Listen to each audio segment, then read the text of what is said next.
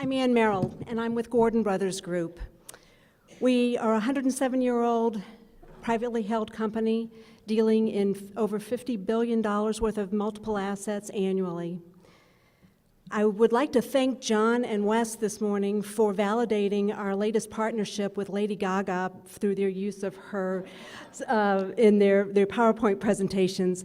Lady Gaga is the creative director for our latest brand acquisition, Polaroid, so thank you very much. We're the non-traditional retailer in the room, and we're very pleased to have served on the corporate advisory board for the Terry Lundgren Center for Retailing at the University of Arizona for the last 4 years. We're also very pleased to have awarded our fourth $5,000 scholarship this week to Allie Muraska, that's a mouthful. Allie deserved this award because of her excellence in leadership, retailing passion, and academics. So thanks, Allie, and congratulations on your contributions. Yesterday, we heard Carol Tomei from Home Depot quote her company's founder, "If you take care of your associates, they will take care of your customers, and the rest will take care of itself." Matt Rubel from Collective Brands said that in order to have a successful transformation of Payless Shoe Source and Sperry Topsider, you had to invest in your associates and their training. Stephen Quinn from Walmart said, "Whoever owns the customer makes the money." And of course, Wes McDonald has just shared with us how his company's investment in the interaction between their associates and the customers has led to Kohl's success. So the recurring theme here is talent management, and it's never been more important than today. The relevancy of the relationship between your employees and your customers will lead you to success in sales, which is the top line, and profitability, which is the bottom line. Our next speaker is an international expert in providing strategies to retailers to help them effectively manage the talent in their organizations, not only to get through this turbulence, but to also develop the leadership needed for long-term success. Thomas McElroy is a principal with Deloitte Consulting's Consumer Business Industry segment, where he leads the retail human capital service area. With almost 2 decades of experience, Tom has helped national and global retailers transform their businesses through organizational architecture, change management, post-merger integration, culture change, leadership effectiveness, and performance management. Tom's reputation in these areas of talent management has earned him the accolades of many CEOs and CFOs because employee engagement is directly related to customer satisfaction, which means higher sales and higher profitability. So let's all listen and learn as Tom enlightens us on the current talent trends in our retail industry. Tom?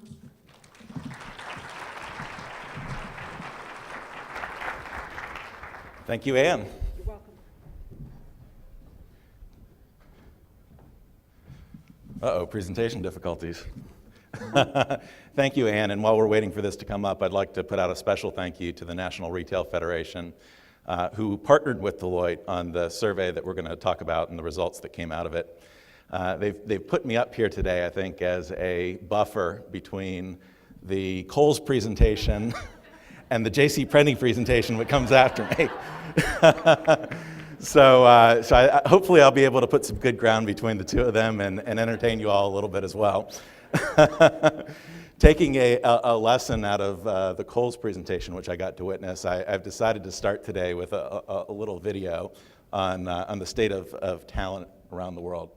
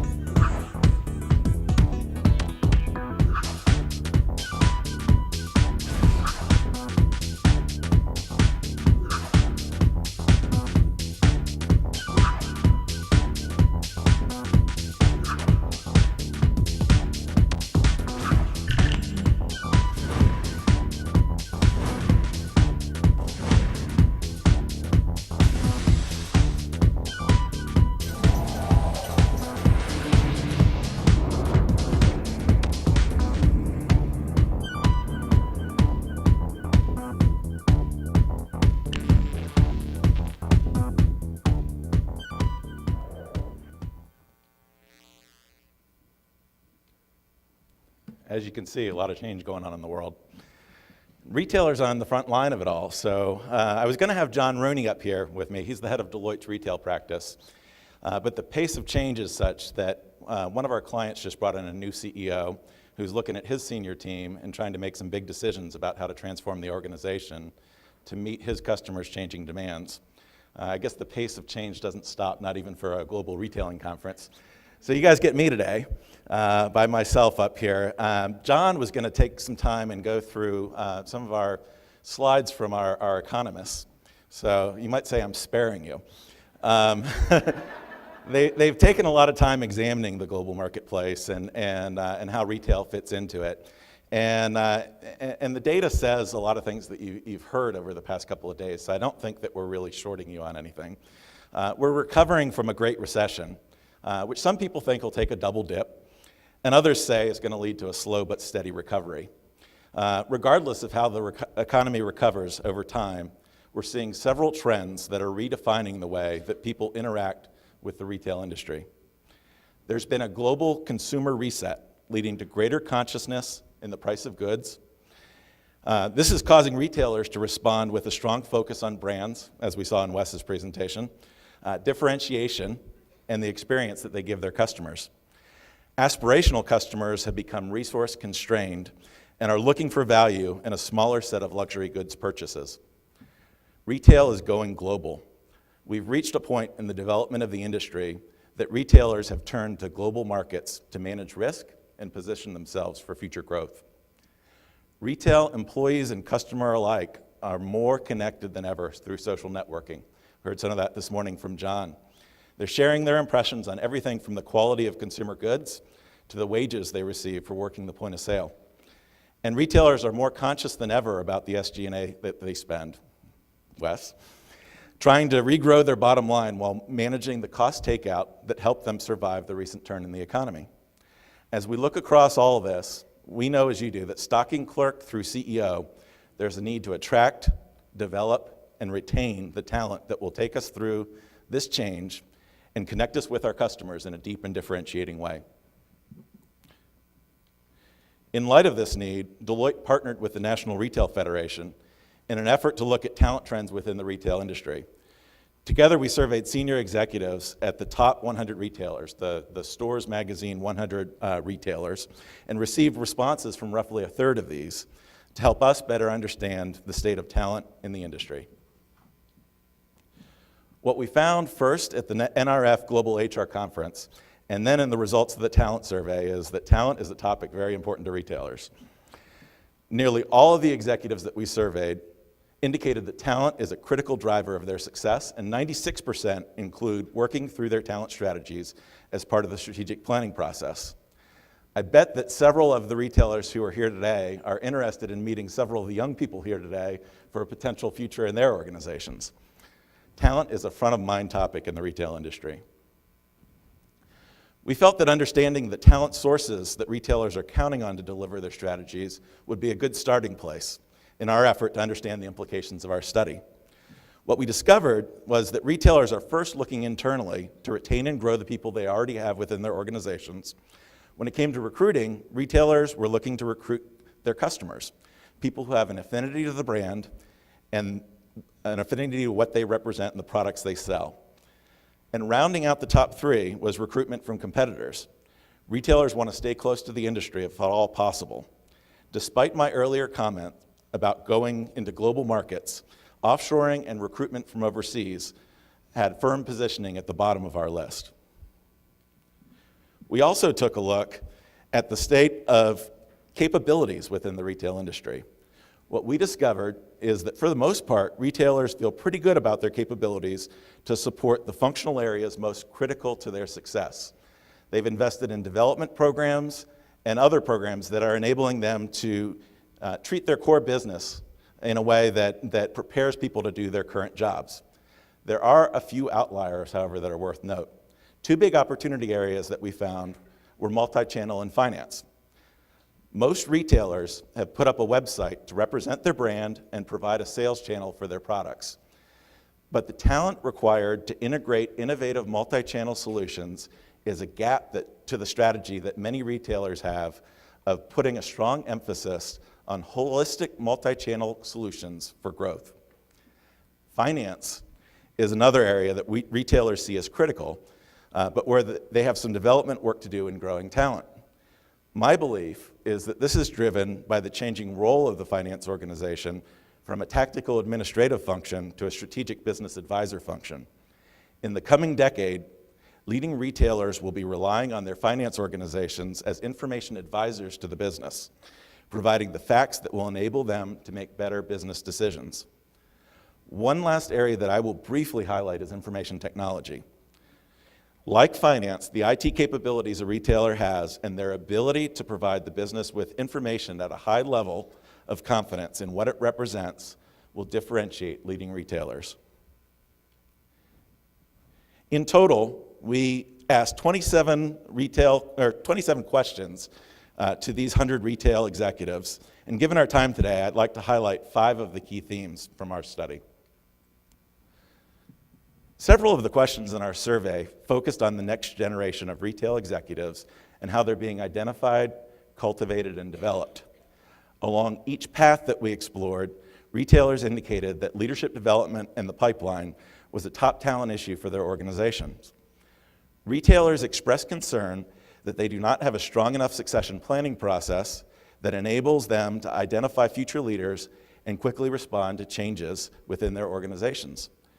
And executives reported that their leadership development programs and formal training comes up short in helping leaders prepare themselves for the next level. Another area of opportunity for retailers is in the workforce planning space.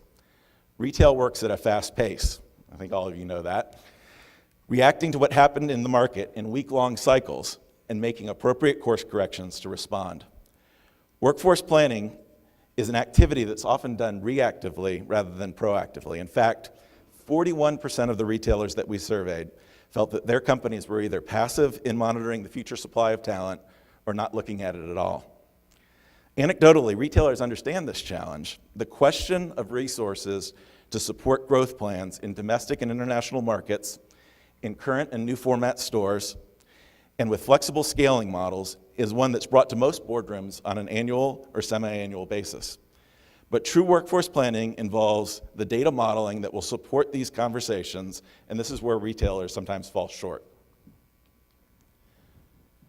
Another major finding of the study, and one that should not come as a surprise to those of you here today, is that retailers are confronting the edge of major shifts in the demographics here in the United States. The rise of Generation Y and the new value set that they represent is hitting retailers well in advance of other industries. And the changes in ethnic diversity and buying power within the customer demographic is driving retailers to re-examine their own workforces to better reflect their customer base. To re-emphasize the power of what I'm saying, allow me to put forward a few basic facts. African American, Hispanic, and Asian women are more likely to say that they really enjoy shopping, with Asian women enjoying shopping more than any other multicultural segment. Hispanic Americans are the fastest growing minority population in the US and have almost doubled their 2000 purchasing power to $951 billion in 2008.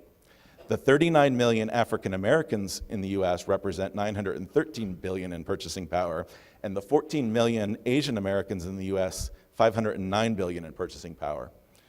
All of these diverse markets are set to grow dramatically between now and 2015. Asian American women are drawn to bargains and spend more on women's apparel. Latinas see shopping as an opportunity for a family experience and outing, and prefer to spend more money on clothing for men. African American women are more likely to go shopping alone and more likely to buy things on impulse.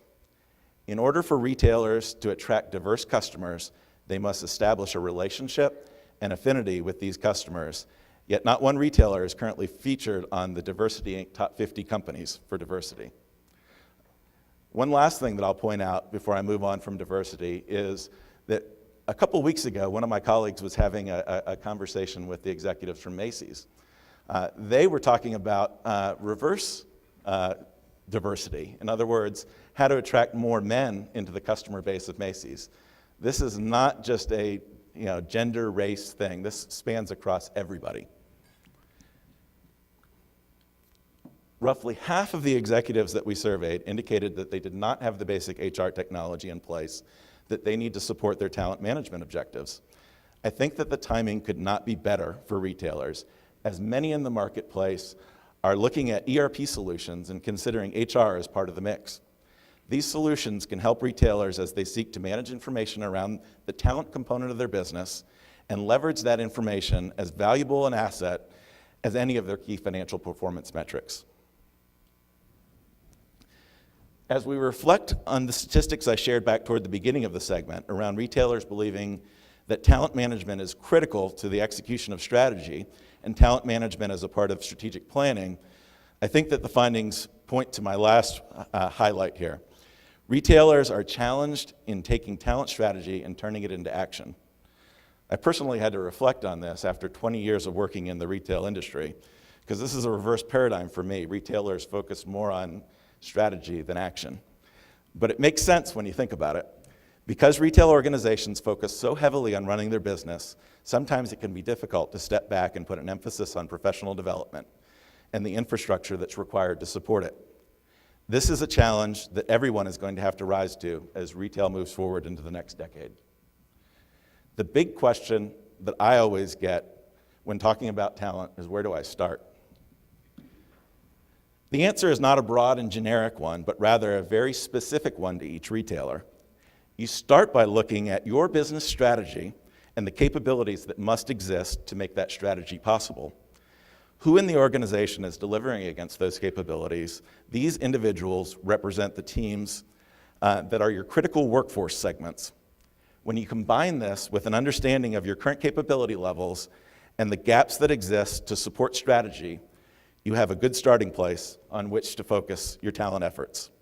Ask yourself, which functions in your organization are most critical to delivering on your value proposition?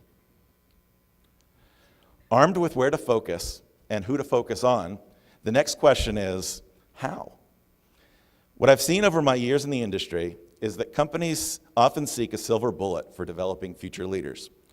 For some, it's a training curriculum, and for others, it's a professional development program. Some focus on high performers, and others focus on the broad audience watching for stars to emerge. There is nothing wrong with programs for development. What I would encourage you to do is create an overall career experience. The culture that exists within your organization will have a greater impact than any program you put forward. Infuse the career experience with learning, performance management, diversity and affinity programs, mentorship, apprenticeship, advocacy, and on-the-job movement. All of these things will create a holistic career experience that has the nice outcome of enabling people to reach their full potential. Ask yourself, when you recruit, deploy, manage, develop, promote, and measure performance, how are you reinforcing your talent strategy? Do not forget that when your competitors can't grow talent from within and can't hire from their customer base, the third line of defense is to hire from you. And down in the stores, it's a whole new game. Wages, benefits, working conditions are all shared via blogs and share sites. Anything worth communicating quickly gets disseminated through email, texting, and phones. Retail executives need to know what the competition is doing, how they are leveraging talent to drive value, and where they are shifting talent to manage the customer connection. The good news is, this is all just as available to you as it is to your employees. You just have to go look for it. Ask yourself, do you know what the competition is doing? How does your company differentiate itself to its employees? As the economy gets its bearings and retailers begin to re-examine their strategies for growth, talent strategies will need to be readjusted. Real wages are rising and unemployment has turned a corner. With a broader set of opportunities comes an increase in voluntary turnover. The time is now to reinforce your talent strategies and reconnect with and reassure the people of your organization. To implement HR strategies that will help you keep the good talent that you work so hard to hold on to through the recession and attract new talent as the economy turns a corner. The cost of voluntary turnover is a significant one, and the multiplier effect for retailers that you face when you go across the store population makes this a hefty bottom line number. Ask yourself, how will a turnaround in the economy impact your talent strategy and workforce performance? I mentioned earlier the impact of not having HR technology to support talent management. But for those who have made the investment, there's a lot of information that can be drawn upon in making employee lifecycle decisions. Top companies are using actuarial practices similar to those used in the insurance industry to create predictive models that go all the way down to the individual level regarding what types of candidates are likely to have success within your company, who's likely to leave, who would benefit most from coaching, who would benefit most from training, how can we better manage healthcare costs given recent legislation, and how can we manage the key drivers of performance in a specific organization or function. It's an exciting time for those who are embracing these types of analytics with their employees, with customers, and with suppliers. Ask yourself, are you fully leveraging the power of information and analyzing and predicting employee behavior and capabilities? My final thought as I wrap up today is on harvesting innovation from your talent pools. Even when we take the time to hire the right people, retain them for a career, and develop them to their full potential, it can be easy for us to fail to tap into the talent of our organization. Today's organizations that vertically integrate and solicit ideas from all levels of the business are finding themselves with great new insights for capturing value. Employee blogs, wikis, tweets, pulse surveys are just a few of the ways that information is being harvested from the broader organization. Many companies provide incentives for innovation in anything from cost reduction to revenue generation, and the people being leveraged appreciate it. It's an opportunity to contribute, to say, I created that. And it's something that inspires and motivates. It may seem overly obvious, but be sure that you use the talent that you work so hard to hold on to. Ask yourself, are you leveraging the ideas and innovation of the people within your organization to the full extent possible? Thank you for your time today. I'll take any questions.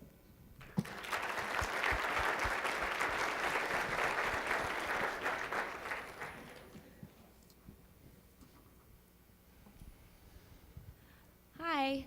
As a student from the University of Arizona, and we know your reputation as being the #1 company for students to launch their career in the US, what are some of these key strategies that you've learned from retailers that you employ in your company during your HR strategies? I think that at Deloitte, one of the big things that we're jointly learning, and one of the big surprising things from the study is around how to hold on to diverse employees. We've spent a lot of time and put a lot of investment in diversity and how to create an environment that makes it flourish. We want to see more of the diverse population at the partnership, not just because it reflects well on our company, but because the ideas and innovations that we bring forward as a company are what make us succeed or fail in the marketplace. And we believe that when you have lots of different ideas, a diversity of ideas, opinions, thoughts within top leadership, that transcends down into the organization and out to our clients. So, we've decided, we've got our next partnership and follow-up to this study going on with the Network of Executive Women, doing a bit of research, interviews, and a working paper on how to drive value within your organization while managing to attract, retain, and deploy diverse populations in the best way possible. Coming over here. Tom, do you have any thoughts about compensation theory in terms of today's workforce? Yeah, it's kind of interesting because in the survey that we did, and there were, like I said, 27 questions within the survey, and we had a few in there around compensation. 75% of retailers believe that their compensation is competitive with the market. Okay, so that kind of hit me because, and it was the #1 thing that they relied on to attract people into their companies. And to me, somebody's in the 75% population got to be wrong, right? So I think that there's a couple part answer. One is that the development programs that retailers put in place is the number two thing that they're looking for. And in fact, if you look at the Generation Y population, the number one thing they want is compensation, but the number two thing that they want is development programs. There's a nice syncing up. So what you may be seeing is that retailers that put in the programs that are going to help people grow professionally to get to the next level are the ones that are going to, people consider that part of the overall benefits package of the organization. Number two that I would throw out there is that, with people being wrong in this, it seems to me like it's an easy time to do what I was talking about earlier, and look out there on these sites that exist to better understand what other compensation practices are going on within the industry. There are plenty of them out there, and you can get a pretty clear picture of what you're going up against to be able to package things appropriately. And then the final thing that I'd throw out around this is you got to look at compensation in terms of the total package, right?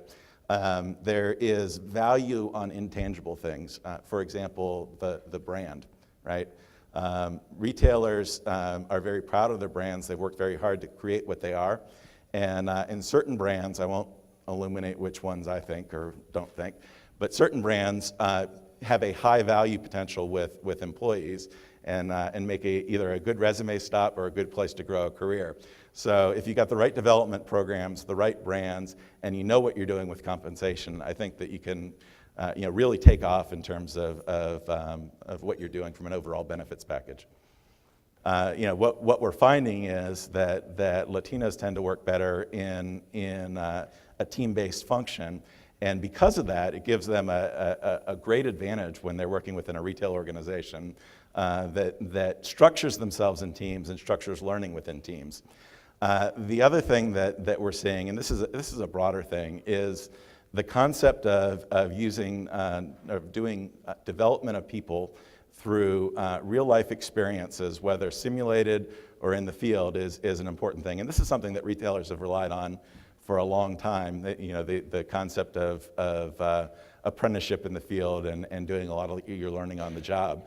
But putting that aside, kind of taking that to the next level and thinking about what are the career paths within your organization, and what do I need to know, not just for what I'm doing right now, but for the next job and the next job and the next job. And putting people on a path that prepares them for the next level as they're working in the current one, either through on-the-job experiences or through coaching, is going to be important.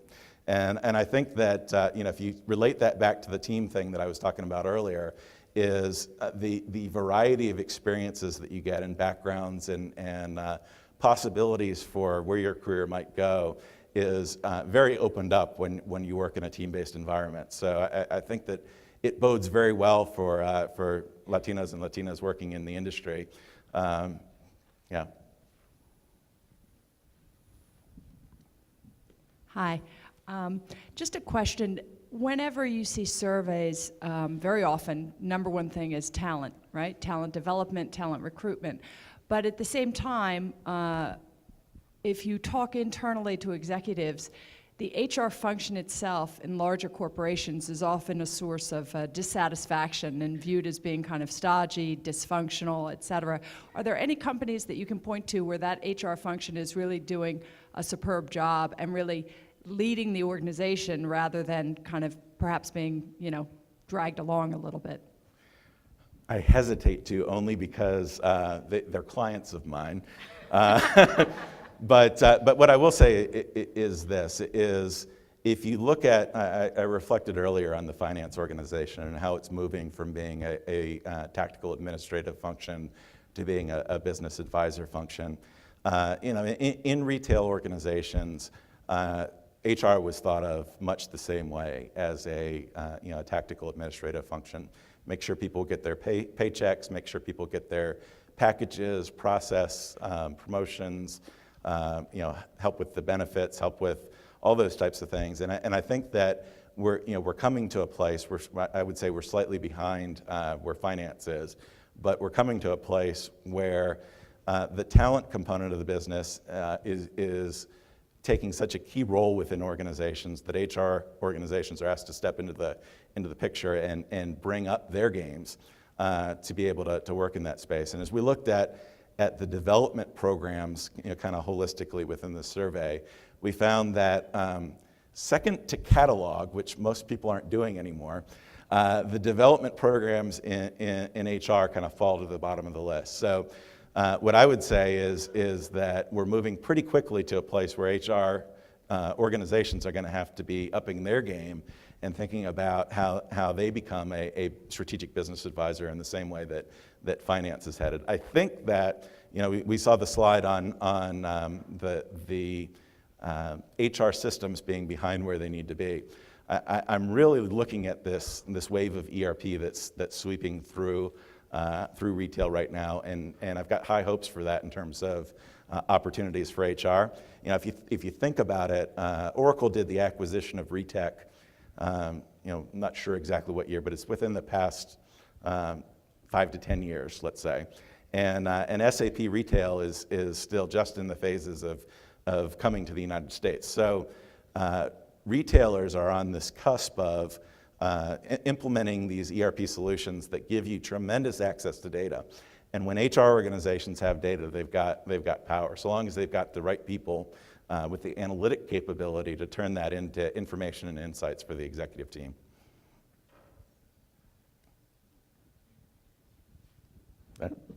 Thank you.